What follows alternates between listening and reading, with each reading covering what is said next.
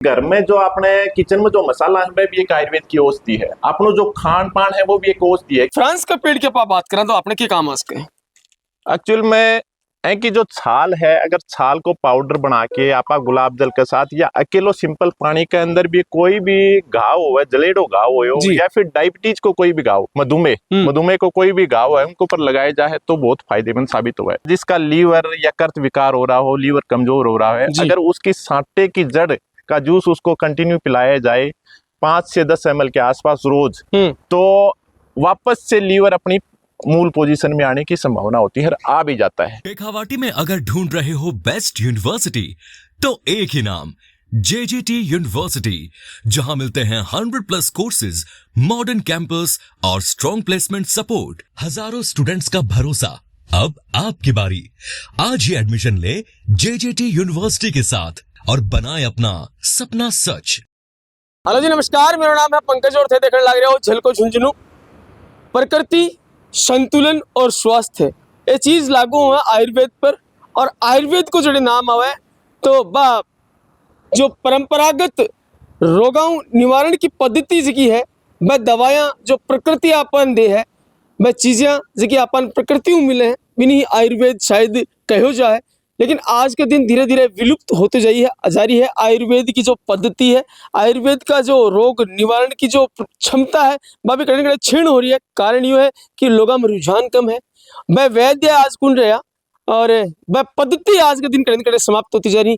जी नमस्कार, अभी फिलहाल मैं मौजूद हूँ रामपुरा गांव में और मेरे पीछे तो देख रहे हो शानदार बिल्डिंग शेठ सागरमल मणिदेवी खेतान राजकीय आयुर्वेदिक औषधालय रामपुरा, जड़े शानदार बिल्डिंग बन रही है। और आप आज आया हाँ आयुर्वेद के बारे में जानना, ऋतुओं के बारे में जानना, और लोगों में धीरे धीरे रुझान क्यों कम होता जा रही, कौन कौन सा आएगा रोग ही जो खाली आयुर्वेद के द्वारा ही और जल्दी पर रिलीफ को मिल सके है। अपने आसपास प्रकृति में कौन कौन सा पेड़ पौधा है कहीं जो आपा जी को उपयोग फ्री ऑफ कॉस्ट बिना पैसा दिया और बहुत से रोगा बढ़ने काम में ले इसका बातचीत करा। वीडियो लास्ट तक देखना, शेयर जरूर कर देना। डॉक्टर साहब, आज के दिन आज का टाइम आप देखा तो इस कलयुग में धीरे धीरे आयुर्वेद को जो प्रभाव है, आयुर्वेद में जो रुझान हो लोगों को बिल्कुल कम होता जा रहा है। लोग एलोपैथी, एक टाइम है यूनानीपैथी की तरफ भागे, आपके बाद में आज को जोर की एलोपैथी की तरफ लोग भाग रहे हैं, क्विकली लोग रिलीफ चाहिए।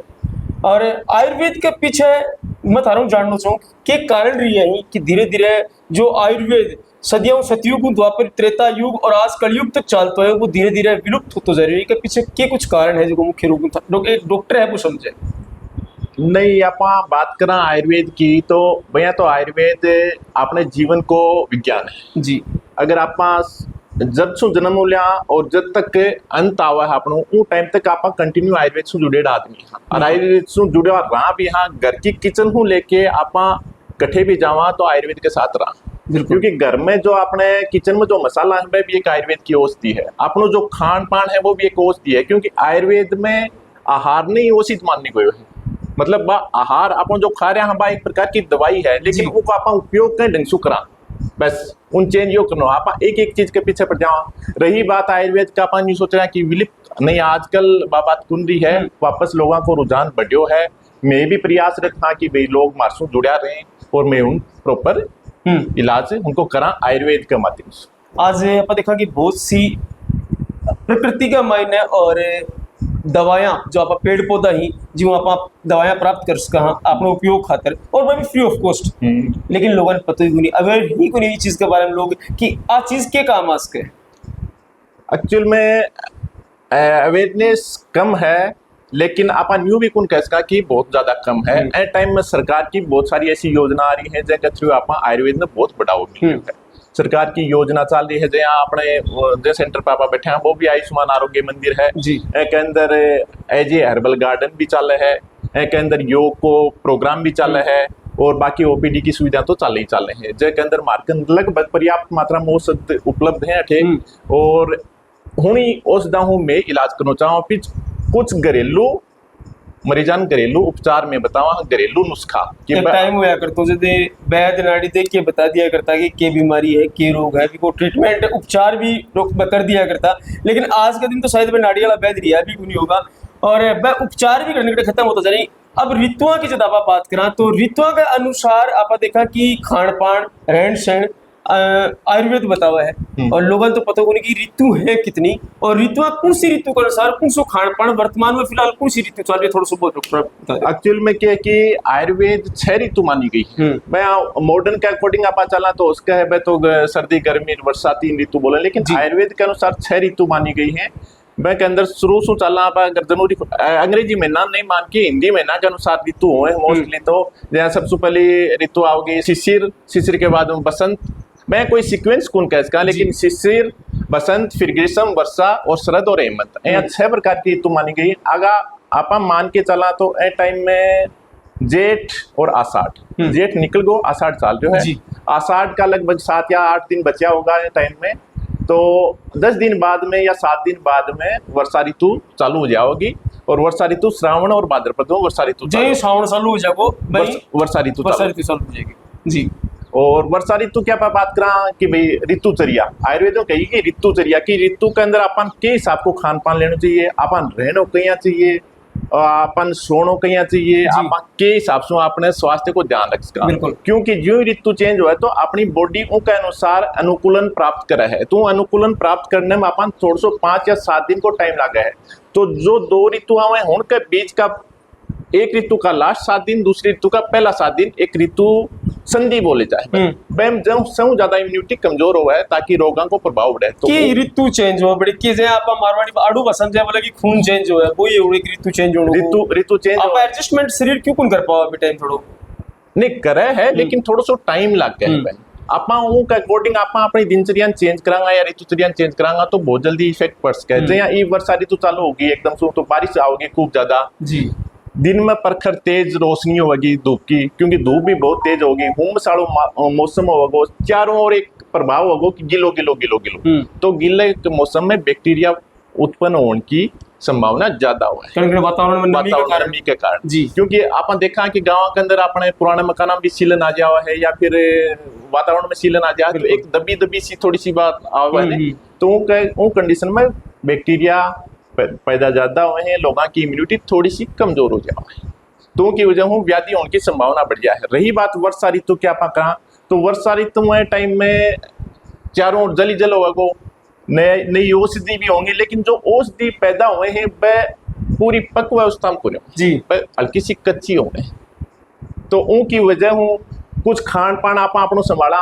कुछ आपनी जो अंदर जठराग्नि हो शरीर की बात मंद हो जाओ है, बाप खाने पचानो कम कर दे है और आप सोचा कि पहले अकॉर्डिंग चलता रहा हूँ हिसाब से खावा, अगर पचेड़ा खानो अगर पाचन नहीं हो रहे उनके ऊपर भी आप खानो खा ले तो वो व्याधियों का कारण बने। अगर वर्षा ऋतु की बात करें तो कौन कौन सी चीजें अवॉइड करना चाहिए और ज्यादा यूज कौन सी चीजें वो करना चाहिए? देखो आप बात करा वर्षा ऋतु के अंदर शुरुआत में ही तो अपन खान पान में सबसे पहले तो अपन करना चाहिए कि पुराने अनाज को खानो लेना चाहिए जी, क्योंकि वर्षा ऋतु आयुर्वेद यूं कहे कि 3 दोष हो शरीर में, वात पित्त और कफ, और ऋतुओं के अनुसार दोष बढ़े हैं घटे हैं और वह शरीर में रोग पैदा करें। ये तीनों दोष अगर समान अनुपात में रहेंगे सामान्य तो अपना शरीर बैलेंस चालते रखो, लेकिन किसी भी एक दोष की घनी हुआ है कम हुआ है तो आप बीमार होने की संभावना उसके वो दोष आपका रूप पैदा करें, लेकिन सिमिलर हो समान तो आप रोग मुक्त रहेंगे। तो वर्षा ऋतु में सबसे पहले तो वात बढ़े जी, और वात बढ़े तो वात रोग होने की संभावना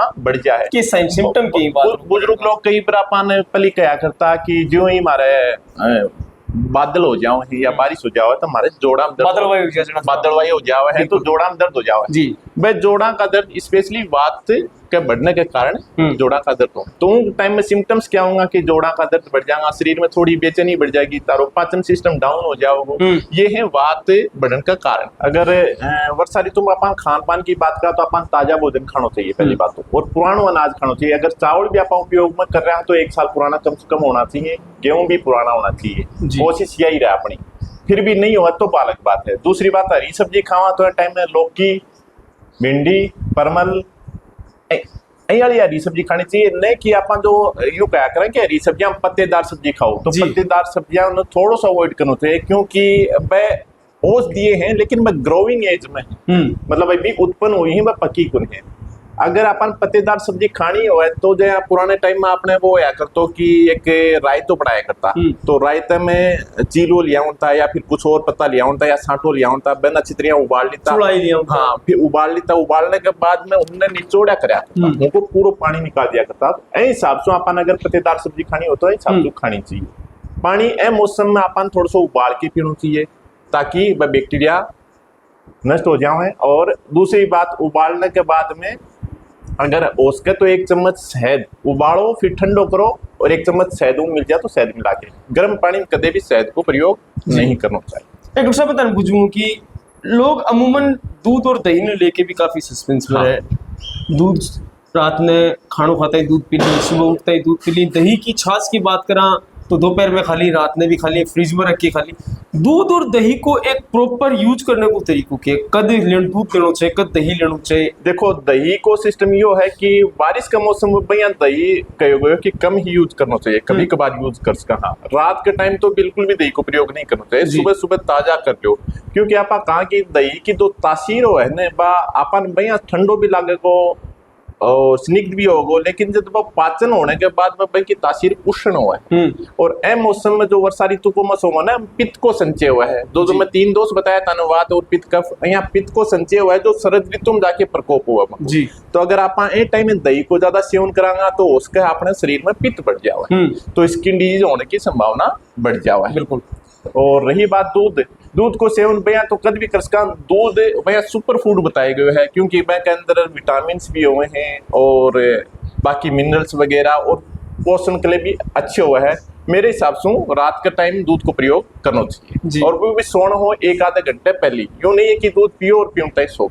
अभी तो तासीर की बात करी, कई गर्म तासीर, ठंडी तासीर के चीजों है, अलग अलग तासीर आदमी में अलग अलग तरीके की तासीर हो या की हो, और क्या पता लगे कि कौन सा आदमी की क्या तरीके की तासीर। एक्चुअल में हर एक पर्सन की एक पहचान मानस का पाऊँ प्रकृति जी कि वह प्रकृतियों की है क्या। कई लोग गुस्से पाऊंगा, कई लोग बोट ना पाऊंगा, कई लोग अपन कुछ भी कह दो तो भी बस शांत रहेगा जी। बावों की प्रकृति पर डिपेंड करे, और प्रकृति के वो स्वभाव है एक प्रकार को जो जब वो कद निर्धारित हो जाए जब बच्चों माँ के गर्भ में उत्पन्न हुआ है वही टाइम निर्धारित हो जाए। एक तो उनका पिताम के गुण है, एक उनकी मम्मी के गुण है, मम्मी की प्रकृति कौन सी है बा, फिर मम्मी वो टाइम कौन सो आहार विहार, आहार को मतलब कौन से टाइप को खानो खा रही जी। एक दूसरो विहार, उन टाइम में विहार कहीं कर रही है, विहार बस लेट रही है या फिर अपना रूटीन काम कर रही है या फिर कोई मूवमेंट अयाड़ा हुए कि जब हूँ पर डिपेंड करा है। तो प्रकृति वो है आदमी की, मैं तो 3 दोष हैं, बस दोषों के अकॉर्डिंग प्रकृति निर्धारित हुआ है, वात पित्त और कफ जी। तो ये आपस में कोरिलेट करें, या तो वात पित्त के साथ मिल जाएगा, पित्त कफ के साथ मिल जाएगा और कफ वात के साथ मिल जाएगा, और तीनों एक साथ भी मिल जाएगा। तो इन टाइप्स से 7 प्रकार की प्रकृति पाई जाए जी, मतलब ह्यूमन बीइंग्स में। और बस 7 प्रकृति में पहली वात पित्त और कफ। सिंगल प्रकृति तो आजकल मेरे हिसाब से मिले को नहीं।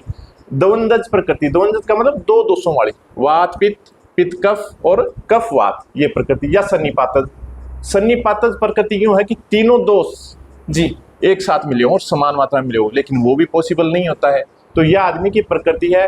एज के अनुसार, जैसे एज के अनुसार प्रकृति तो निर्धारित होगी, फिक्स है, लेकिन एज के अनुसार उन थोड़ो सो दोषों को प्राधान्य मतलब प्रभाव ज्यादा हो जाता है। बाल्य अवस्था में बच्चों ज्यादा चंचल हुआ है तो कफ दोष मिलेगा ज्यादा, युवा अवस्था के अंदर पित्त ज्यादा मिलेगा, क्योंकि युवा अवस्था में आदमी ज्यादा गुस्सेल हो जावा है तो वह पित्त का लक्षण हो एक टाइप का। और वृद्धावस्था में वात बढ़ जाए ताकि बुजुर्ग लोग फिर जोड़ा का दर्द ये तो वो वात को प्रधानता हो जाओ जी। या प्रकृति। अभी यो पौधो एक पेड़ है वो देख रहे होगा थे, और ये पेड़ की पत्तियां ही बिल्कुल पतली पतली और लंबी लंबी पत्तियां ही, और पेड़ है फ्रांस को पेड़। डॉक्टर साहब फ्रांस को पेड़ लगा रहे है, फ्रांस का पेड़ के पास बात करें तो आपने क्या काम आ सके। एक्चुअल में कि जो छाल है, अगर छाल को पाउडर बना के आप गुलाब जल के साथ या अकेलो सिंपल पानी के अंदर भी कोई भी घाव हो, जलेडो घाव हो या फिर डायबिटीज को कोई भी घाव, मधुमेह को कोई भी घाव है, उनके ऊपर लगाया जाए तो बहुत फायदेमंद साबित हुआ है, क्योंकि ये एक प्रकार को एंटीसेप्टिक है, वो बैक्टीरिया नाशक है, और कोई भी गाँव में जो भी बैक्टीरिया पैदा हुआ उनको नाश कर रहा है। मधुमेह तो देखा कि जगह भरनो मुश्किल हो जाए, लेकिन पौधे की विशेषता है कि ऐसु घाव भरे है, साथ बसरते कि उनको शुगर लेवल बढ़ेड़ो नहीं हुआ है। कंटिन्यू अगर शुगर लेवल बढ़ेड़ो रहेगो तो फिर तो थोड़ी सी समस्या नीम का पेड़ की आपा बात करा तो नीम को पेड़ आपा अक्सर यही सुनने में हुआ कि चर्म रोग में बहुत उपयोगी रहे, चमड़ी का रोग भी आपा नॉर्मली तो आई देखा कि कोई बताओ कि चमड़ी को रोग होगा नीम ने गोड़ दो, नीम कड़े कड़े उपयोग मास का आपने। अपन नीम की बात करें तो नीम तो या तो सुपर मेडिसिनल प्लांट है, मैं जी। की पत्तियां को भी उपयोग कर सका, चर्म रोग में बहुत अच्छे काम करा है। अगर उनकी पत्तियां को उबाल के आप स्नान भी करा हाँ तो वो बैक्टीरियल ग्रोथ में बढ़न कुंदे हुए है। बिल्कुल। दूसरी बात, अगर सुबह सुबह उनकी कच्ची पत्तियां आप चबावा हाँ तो ये जो आप कह रहे हैं ना मधुमेह शुगर बढ़ जाओ है, जी। या भी कम हुआ है। कंट्रोल कर सका। और दूसरी बात, नीम की छाल को भी आप प्रयोग कर सका एज ए पाउडर, रक्त शोधक है नीम, जी। खून की सफाई करे है, बॉडी को विरेचन करे है, तिखो और कड़वो हुआ है, कड़वो होने की वजह हूँ पित्त को समन करे है। जी। आप एक चीज देखा आजकल अब थोड़ा साल पहले 5 साल तक कुछ लोग आता और बड़ा बड़ा हथियार लेके औजार लेके और जो साटो बिन खोद खोद के निकाल के ले जाता। आज वो साटो मिलना मुश्किल हो रही है कि उपयोग साटो आऊं तो कि इतनी लोग बिन खोद खोद के ले जाया करता, आज वो विलुप्त के कगार पर है। साटो, अगर आप साटे की बात करें तो साटो भैया तो बोला कि पुनर्नवा, पुनर्नवा साटे को नाम पुनर्नवा है। पुनर्नवा को मतलब पुनर्जीवित करता है वो। पीलिया में, पांडु का मतलब रक्त अल्पता है या एनीमिया मान सकते हैं। और पीलिया में सांटे का सबसे अति उपयोग है कि अगर जिसका लीवर या कर्त विकार हो रहा हो, लीवर कमजोर हो रहा है, अगर उसकी सांटे की जड़ का जूस उसको कंटिन्यू पिलाया जाए 5 से 10 ml के आसपास रोज, तो वापस से लीवर अपनी मूल पोजीशन में आने की संभावना होती है, आ भी जाता है। ऐसे केस जयपुर में बड़े बड़े हॉस्पिटलों में भी देखे भी गए हैं, लेकिन आजकल विलुप्त हो गया क्योंकि हम जो ये डालते हैं पेस्टिसाइड्स टाइप के, तो उन्होंने सांटे भी प्रभाव किया है, तो वो धीरे धीरे विलुप्त हो रहा है। विलुप्त होगा। तुम्बा भी आज कई साल 5-7 साल की बात करें तो पहले खूब देखने मिला करता, धीरे धीरे भी विलुप्त की ओर बढ़ रहे हैं। आज व्यवसायी दोस्तों की पेस्टिसाइड को कड़े कड़े असर है कि तुम्बे की जड़ा भी विलुप्त होती जा रही। तुम्बो के काम में अमूमन आप देखा तो आप घरेलू उपयोग में किए इसका। तुम्बो एक्चुअल में विरेचन औषधि है। विरेचन औषधि का मतलब है अपने शरीर का जो भी टॉक्सिन्स है उनको बाहर निकालने का काम करता है। आयुर्वेद में 5 क्रम माने गए हैं: वमन, विरेचन, बस्ती, नस्य और रक्त मोक्षण। तो विरेचन में मेन औषधि तुम्बा ही है। वैसे तो 8-7 विरेचन औषधियां बहुत सारी हैं, लेकिन तुम्बा उसमें एक काम करता है। तो तुम्बे के बहुत सारे प्रयोग किए जाते हैं, उसके पाउडर बना के, उसका जूस बना के, उसकी वजह से तुम्बा बहुत उपयोगी है, लेकिन आजकल कम ही नजर आता है। वैसे रेगिस्तान का एक अच्छा जमीन पे पसर के चलने वाला, मतलब पसरने वाला प्लांट है। और एक बात करा और पौधो गोखरू जो आपा अक्सर बरसात के मौसम में अपन जोड़ा में खेता में देखने मिले है, गोखरू के उपयोग में अपना आजकल। गोखरू की बात करें तो गोखरू एक प्रकार को मूत्रल औषधि है। मूत्रल का मतलब यह है कि जो असमरी टाइप पथरी हो जाती है किडनी में, उसको निकालने का काम करता है। क्योंकि पेशाब का ज्यादा बनाना, मूत्रल औषधि का मतलब पेशाब ज्यादा बनाना और स्पीडली बनाना। तो जो गोखरू का अगर पाउडर यूज करेंगे तो अगर पथरी किसी की हो रही हो तो स्पीडली वाश आउट होगा, तो उसके साथ पथरी निकालने के चांसेस बढ़ जाते हैं। वात रोगों में गोखरू का बहुत अच्छा काम। वात रोगों का मतलब वही जोड़ों का दर्द, गोखरू बहुत काम हुआ है। लीवर टॉनिक की आप स्पेशली बात करें तो अपना आसपास की कौन सी औषधि है जो लीवर टॉनिक में शानदार काम है उसका? अपना लीवर टॉनिक की बात करें तो एक पहले तो पुनर्नवाते बताई दियो, सांटा लीवर टॉनिक बहुत अच्छा है जी। दूसरा एक कुटकी यहाँ आसपास तो नहीं, हाँ चिरायता जी। चिरायता एक खरपतवार टाइप है, खेतों में उगता है। उसका अगर पाउडर एक काल में कागलहर जिसको अपन बोलते थे, कागलहर घास होता था, अगर उसकी पत्तियों का जूस या उसकी पत्तियों का पाउडर भी कंटिन्यू लिया जाए तो लीवर ये कर्त विकारों में बहुत अच्छा उपयोग है उसका। बिल्कुल। हृदय रोग काफी बढ़ रहे हैं, साइलेंट अटैक लोग हमारे हैं। और अभी हाल फिलहाल में एक न्यूज आई कि एक हार्ट का स्पेशलिस्ट डॉक्टर से कहा बन के खुद का हार्ट अटैक आया और बन की डेथ हुई है। आयुर्वेद में कौन कौन सी औषधि हैं कि जो हार्ट ब्लॉकेज ने रोके हैं, हार्ट की पंपिंग सही तरीकों है, ब्लड फ्लो सही तरीकों हो पाओ शरीर में? आयुर्वेद में अर्जुन छाल का उपयोग बहुत उपयोगी साबित हुआ है, क्योंकि अर्जुन छाल हार्ट की जो मसल्स है उनको स्ट्रेंथ देती है, उनको थोड़ा सा पावरफुल बनाती है। तो अगर मसल्स हार्ट की मसल्स में स्ट्रेंथ रहेगी तो मेरे हिसाब से ब्लॉकेज होना या फिर उसकी एक्टिविटी कम होना ये होना नहीं चाहिए। तो अर्जुन छाल का अपन प्रयोग कर सकते हैं। उसका कंटिन्यू पाउडर जैसे अपन चाय बनाते हैं वैसे 100 ml पानी लें, जी उसको अच्छी तरह से उसमें उबालें, 40 ml के आसपास बच जाए, उसके बाद में उसको सिप सिप करके सुबह सुबह पिए। यूं हार्ट ब्लॉकेज का चांसेस काफी कम हो हार्ट ब्लॉकेज का चांसेस भी कम हो। साथ में एक मॉर्निंग वॉक, बॉडी एक्टिविटी हल्की फुल्की वो चलती रहनी चाहिए। जी मोस्टली हार्ट अटैक, ओबेसिटी या फिर जो फैट ज्यादा है, तेल घी मसाले ऐसी जी। चीजें ज्यादा लेते हैं, उनमें ऐसा संभावना देखी गई है, तो वो थोड़ा सा कम करें, अर्जुन साल का कंटिन्यू प्रयोग करें और हल्की फुल्की अपनी एक्सरसाइज वगैरह करते रहें। योग को और आयुर्वेद को काफी घनिष्ठ संबंध बताया जाए है कि कुछ संबंध है, और योग है जो कड़े तक रोगों के निवारण में मदद करे आयुर्वेद की। देखो आपने आपा यूं माना कि आदमी को मन चंचल हुआ है हमेशा, जी तो अभी आप उरे खड़े हाँ कभी कुछ करा या चंचलता बनी रहे, तो या चंचलता के है कि ज्यादा ठीक नहीं हुआ है। तो मन की जो चित्त की वृत्तियों को अगर शांत करता है या चित्त की वृत्तियों को जो नॉर्मलाइज में लाता है, वो ही योग है। और योग का मतलब क्या है? एक प्रकार से जुड़ना है। जुड़ना का मतलब आप अपनी बॉडी को कैसे एडजस्ट कर रहे हो, हल्के फुल्के योग कर रहे हो, ज्यादा कर रहे हो, आप उसके लिए टाइम दे रहे हो, अनुलोम विलोम कर रहे हो। आज के दिन लोग एलोपैथी की तरफ भाग रहे हैं, लोगों से क्विकली रिलीफ। आयुर्वेद के बारे में तो ये बताया, आयुर्वेद तो यार आयुर्वेद की कौन दवाएं लेको बहुत लंबो टाइम लाग जागो, या सोच कड़े लोगों ने और आयुर्वेद दूर कर रही है कि कुछ कहना चाहोगा लोगों पे, लोग जो अभी नहीं, जरूरत है आयुर्वेद? नहीं ऐसी कोई बात नहीं है कि आप ये सोचा कि बहुत टाइम लागेगा। मेरकन भी जोड़ रोगा का मतलब जोड़ा का दर्द के लिए काफी सारा लोग आए हैं, 5 या 7 दिन में उनने 25-30% आराम आ जाओ है जी। आप यूं कहा कि बहुत लंबा टाइम तक दवाई लेनी पड़ेगी, परहेज करना पड़ेगा। परहेज भी लिमिटेड है। कुछ दवाइयां हैं जो पथ्य हम बताते हैं, लेकिन वो पथ्य इसलिए बताते हैं कि वो आपका भोजन आपको लेना कैसे है, वो ऋतु के अनुसार, दिनचर्या के अनुसार कैसे क्या लेना है वो बताते हैं। बाकी ऐसा नहीं है कि बहुत ज्यादा टाइम लगेगा। डॉक्टर साहब थोड़ा सा बता दो कि लोगों ने पता लगा जो मरीज ही जो रोगी हैं कि कौन कौन सी दवाइयां आयुर्वेद में अपना रामपुर गांव में फिलहाल आ रही जो लोगों का काम आने वाली? आपने आयुष्मान आरोग्य मंदिर पर लगभग पर्याप्त मात्रा में दवाइयां उपलब्ध है जी। मोस्टली जो आपने कन जोड़ा का दर्द का मरीज ज्यादा हुए हैं, तो अपन जोड़ा का मरीज की दवाई, जोड़ा के दर्द की आपने कन दवाइयां उपलब्ध हैं। जैसे आपने कन योगराज गूगल है, त्रियोदशांग गूगल है, जो गूगल मोस्टली साउथ में काम आता है, सूजन जहां कहीं भी हो, जैसे जोड़ों के दर्द में भी हल्की फुल्की सूजन होती है, बिल्कुल, तो उस सूजन में योगराज गूगल, त्रियोदशांग गूगल वो एज ए उसकी प्रकृति के अकॉर्डिंग अपन उसको डिसाइड कर देते हैं। जी।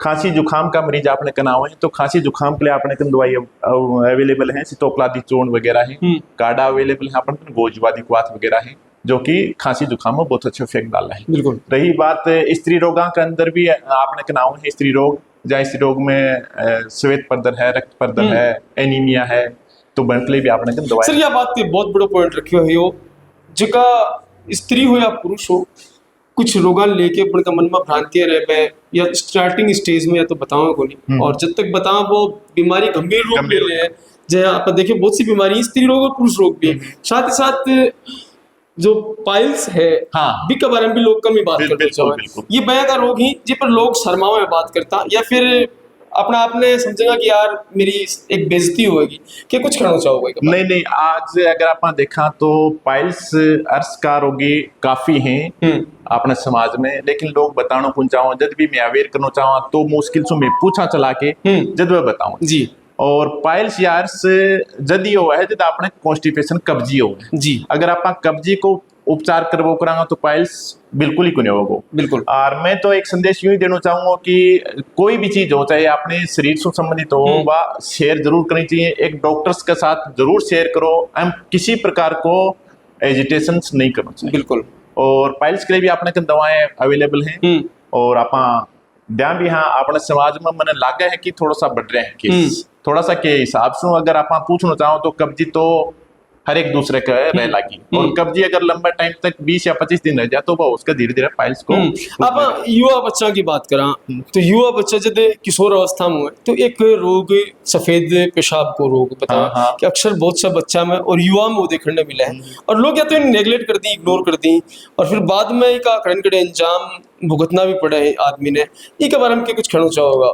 नहीं, वो सफेद पेशाब हो उसका है, एक तो हाइजीन की कमी हुआ है, उनकी वजह थोड़ा बहुत फंगल इन्फेक्शन टाइप कुछ हो जावा है, वो टाइम में आप करे खूब सारो पानी पीवा जी। और बाथरूम जब भी लागे तो अपन रोकने की कोशिश नहीं करा, कट्ठे भी लागू करें। बिल्कुल। क्योंकि एक एजिटेशन हुआ है, कहीं मीटिंग में बैठे हुए हैं या बच्चा क्लास में बैठे हुए हैं तो वह थोड़ा सा दबाव करें, संकोची प्रभाव का हो तो दबाव करें जी। वो धीरे धीरे इफेक्ट गलत डाल है। वो टाइम में एक इन्फेक्शन हो जावा है यूरिथ्रा जी। और उनकी वजह वो एक सफेद कुछ आणो ऐसा सु बाकी बताना चाहिए। तो आप बात करिए आयुर्वेद के ऊपर और जानो डॉक्टर साहब कि कौन कौन सा जगह वात पित्त और कफ अलग अलग प्रकार की प्रकृति लोगों की अलग अलग प्रकार का स्वभाव और बन के अनुसार कौन कौन सो खान पान लोगों में है और कि ऋतुओं की बात करी कि कौन सी ऋतु में कौन सो भोजन है जो को अपन लेना चाहिए अपने आसपास से जो की औषधियां हैं उनको उपयोग आप कर कौन क्या कर सका हाँ कौन कौन सा रोगा में जो कौन सी औषधि अपन उपयोग करनी चाहिए। आयुर्वेद की तरफ डॉक्टर साहब बता रहे हैं कि धीरे धीरे फेरू लोगों को रुझान बढ़ा लगा है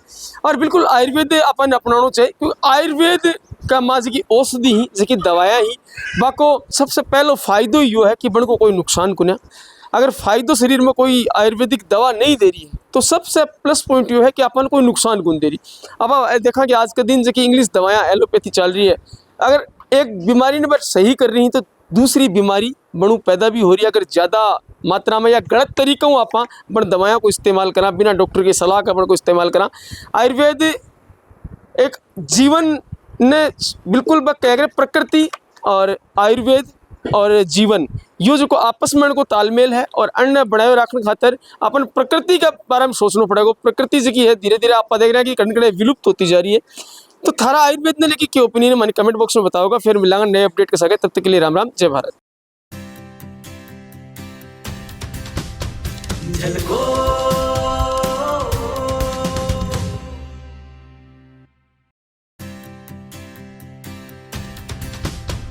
झलको